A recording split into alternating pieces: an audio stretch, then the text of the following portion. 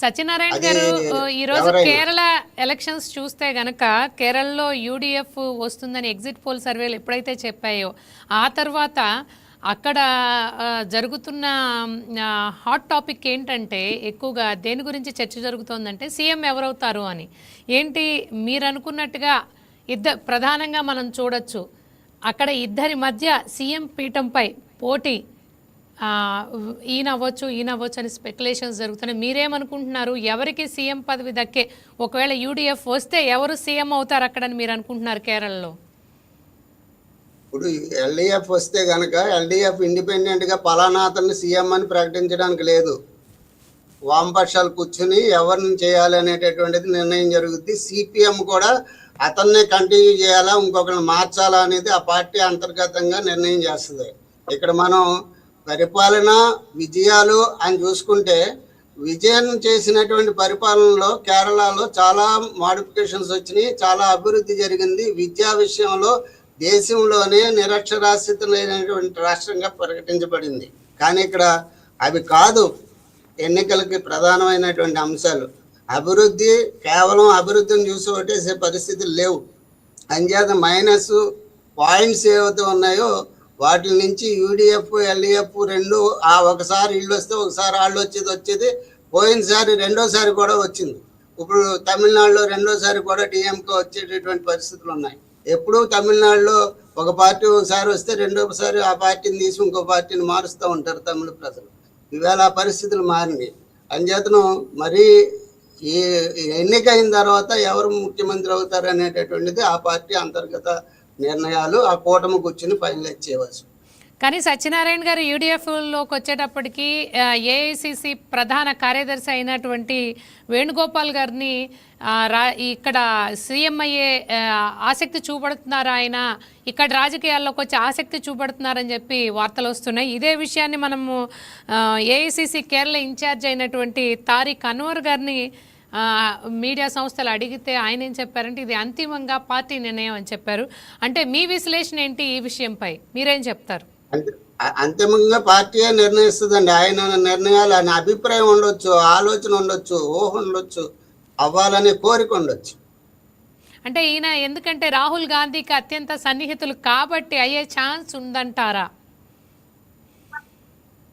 రాహుల్ గాంధీకి అత్యంత సన్నిహితుడు అవడం ప్రధానం కాదు. ప్రజలు స్వీకరించి తను ముందుకు బలపరుచుకుని మళ్ళీ ఇంకోసారి రావడానికి కావాల్సినటువంటి పరిస్థితులు ఆలోచించే పరిస్థితి కాంగ్రెస్ దగ్గర ఉండకపోవచ్చు. తాత్కాలికంగా ముఖ్యమంత్రులను మార్చేటటువంటి లక్షణం కాంగ్రెస్కి ఉంది. ఇవాళ ఆయన్ని పెట్టొచ్చు, మళ్ళీ మార్చొచ్చు. అయ్యప్ప గారు మీరు చెప్పండి, మనము ముఖ్యంగా కేరళలో చూస్తే ఎల్డిఎఫ్కి యూడిఎఫ్కి మధ్య నెక్ టు నెక్ పోరు కనిపిస్తోంది ఎగ్జిట్ పోల్స్ సర్వే ప్రకారం. కానీ మళ్ళీ ఎల్డిఎఫ్ కంటే కూడా యూడిఎఫ్ వచ్చే ఛాన్సెసే ఎక్కువగా కనబడుతున్నాయి అంటున్నారు చాలామంది. ఎల్డిఎఫ్ మీద అంటే వ్యతిరేకత ఏదో కొద్దిపాటి ఉన్నప్పటికీ, ఆయన విజయన్ గారి మీద వ్యతిరేకత కొద్దిగా ఉన్నప్పటికీ కూడా ఏమైనా నెక్ టు నెక్ అంటే వచ్చే ఛాన్స్ ఏమన్నా ఉందంటారా? అంటే ఎగ్జిట్ పోల్ సర్వేల కంటే కొంచెం ఎక్కువ ఎల్డిఎఫ్కి వచ్చే ఛాన్స్ ఏమైనా మీకు కనపడుతోందా? ఖచ్చితంగా అండి.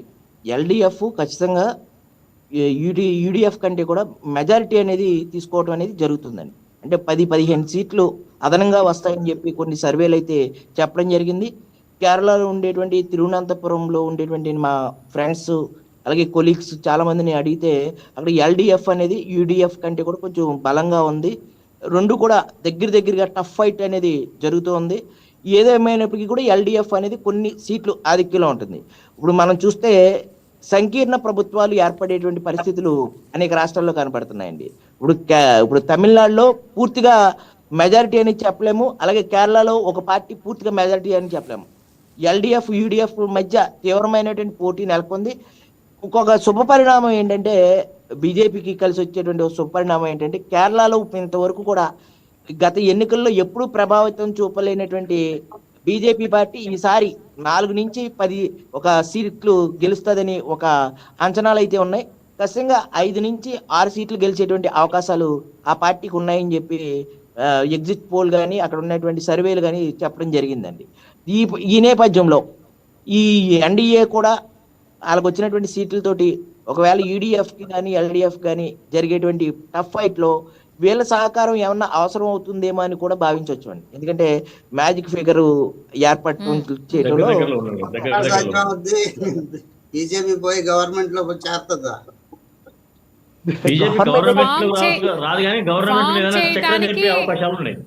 అవకాశాలు ఉన్నాయేమో కదా. జాతీయ రాజకీయాల నేపథ్యంలో కాంగ్రెస్ ని వెనక నుండి నడిపించడానికి కూడా సాధ్యం కాదు. అలాగే కమ్యూనిస్టులు ఉన్న దగ్గరికి వాళ్ళు పోరు. దానికి ఆ పరిస్థితి అయితే రాదు సార్. సత్యనారాయణ సార్, రాజకీయాల్లో శాశ్వత మిత్రులు శాశ్వత శత్రువులు ఉంటారు సార్. దేశవ్యాప్తంగా నష్టం జరుగుద్ది. బీజేపీ పార్టీ అలా చేస్తే దేశవ్యాప్తంగా పార్టీకి నష్టం జరుగుద్ది. అటువంటి నిర్ణయాలు తీసుకోలేరు. నిర్ణయాలని కాదు సార్, అక్కడ ఎందుకు దేశవ్యాప్తంగా నష్టం జరుగుతుంది అంటారు సత్యనారాయణ గారు? కాంగ్రెస్ పార్టీని ఒక రాష్ట్రంలో బీజేపీ బలపరిచి ప్రభుత్వాన్ని ఏర్పాటు చేస్తే దేశవ్యాప్తంగా రైవల్ ఆర్గనైజేషన్స్ గా ఉన్నటువంటి ఉత్తర ధ్రువం దక్షిణ ధ్రువం ఆర్గనైజేషన్స్ గా ఉన్నాయి. ఇప్పుడు ఇందాక అనుకున్నాం మమతా బెనర్జీ ప్రధానమంత్రి అభ్యర్థి అవుద్దా అంటే కాదు. ఉంటే కాంగ్రెస్ కూటమి నుంచి లేదంటే బీజేపీ కూటమి నుంచి ప్రధానమంత్రులు ఉంటారు తప్ప అది సాధ్యం కాదని. ఎందుకని ఈ దేశంలో బీజేపీ స్ట్రాంగెస్ట్ పార్టీగా ఉంది. దాని తర్వాత జాతీయ పార్టీగా ఉన్నటువంటి పార్టీ కాంగ్రెస్ పార్టీ. దాంతో ఏరే కూటమిలో ఏరే పార్టీలు ఉండొచ్చు, కానీ అక్కడ విధానపరమైనటువంటి సిద్ధాంతపరమైనటువంటి వైరుధ్యం ఉంటుంది. దాన్ని బలపరిచి అక్కడ ప్రభుత్వాన్ని ఏర్పాటు చేస్తే దేశవ్యాప్తంగా వీళ్ళ మధ్యన ఉన్నటువంటి రాజకీయ పరిస్థితులు మారిపోతాయి. సాగర్ గారు, మీరు చెప్పండి. విన్నారు కదా సత్యనారాయణ గారు ఏం చెప్పారో, అలాగే అయ్యప్ప గారి విశ్లేషణ ఏంటో మీరు విన్నారు. అంటే కేరళ విషయానికి వచ్చేటప్పటికి ఏంటి, మీరు ఎందుకంత మౌనంగా ఉన్నారు? చెప్పండి మీ ఒపీనియన్.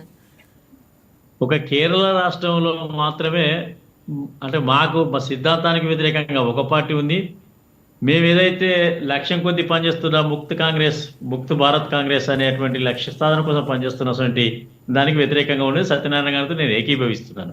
కానీ రెండవ అంశం ఏంటంటే అక్కడ తప్పకుండా మా అవసరం ఏర్పడుతున్నప్పుడుగా ఏదో రకమైనటువంటి కీలకమైనటువంటి కార్యక్రమం అయితే మేము చేయడానికి సిద్ధంగా ఉంటాం. ఎందుకనంటే వారు అన్నట్టుగా మేము గతంలో కమ్యూనిస్టుకు వ్యతిరేకంగా మాకు ఒక రకమైనటువంటి సిద్ధాంతమైనటువంటి పోరాటం ఉండే. సో ఇప్పుడున్నటువంటి దేశంలో ఉన్నటువంటి పరిస్థితి ఏంటంటే ఏ తీవ్రవాదం అయితే ఏ ఉగ్రవాదం అయితే ఉన్నదో దాని మీద ఉక్కుపాదం పెట్టి దాన్ని అనగొట్టడం జరిగింది. కాబట్టి సిద్ధాంతాన్ని మంచిగా ఉన్నప్పుడు ప్రజల కోసం ఉపయోగపడే కార్యక్రమాలు చేస్తున్నప్పుడు స్వాగతించే అవసరాలు కూడా ఉంటాయి. ఇప్పుడు అయ్యప్ప గారు అన్నట్టుగా రాజకీయాల్లో శాశ్వత మిత్రులు శాశ్వత శత్రువులు ఎప్పుడు కూడా ఉండరు. కానీ ఇవాళ రేపు కమ్యూనిస్టుతో కలిసిపోతే భారతదేశంలో ఏదో అపవాదం వస్తుంది అనేటువంటి సత్యాన్ని కూడా నేను వ్యతిరేకిస్తున్నాను. ఎందుకంటే కలవకుండా ఉండకపోవడానికి మనమేమో పాకిస్తాన్ వాళ్ళం కాదు, బంగ్లాదేశ్ వాళ్ళం కాదు కదన్నా. ఈ భారతదేశంలో ఉన్నటువంటి భారతీయుల కోసం, భారత ప్రభుత్వాల కోసం, రాష్ట్ర ప్రభుత్వాల కోసం, ప్రజల కోసం పనిచేసేటువంటి ఆలోచన విధానంలో ఉన్నటువంటి నాయకులను కలుపుకొని పోవడంలో అందరం భాగస్వాములుగా ఉండాల్సిందే. రెండోది ఏంటంటే కొన్ని కారణాల వల్ల ఇప్పుడు మీరు ఎక్కడ కూడా సరైనటువంటి విధానంలో ఒక కేరళ పశ్చిమ బెంగాల్ రెండిట్లో తప్ప మిగతా భారతదేశం అంతా కూడా వీళ్ళు ఎప్పుడు కూడా అధికారంలోకి రాలేదు, అధికారంలో ముఖ్యమంత్రులు లేరు. సో అక్కడ ఉన్నటువంటి పశ్చిమ బెంగాల్ నిలిచిపోయిన ఒకసేపు కేరళలో ఉన్నటువంటి వీళ్ళని ఏ రకంగా చేయాలనేటువంటిది అక్కడ ఉన్నటువంటి రాష్ట్రీయ స్వయం సంఘ శాఖలు ఎక్కువగా ఉన్నాయి, కానీ మేము ఎందుకో ముందుకు పోలేకపోతున్నాం. అక్కడ ఉన్నటువంటి పరిస్థితులు కొన్ని తేడాలు ఉన్నాయి. అక్కడ నాయకత్వ లోపాలు కావచ్చు అనుకోవచ్చు, లేదా మేము ముందుకు కొంత అక్కడ ఉన్నటువంటి ప్రజల్లో కార్యకర్తలు నాయకుల యొక్క సంఖ్య విరగకపోవడం, కొన్ని మైనస్ పాయింట్లు ఉన్నాయి, లేవని అనట్లేదు.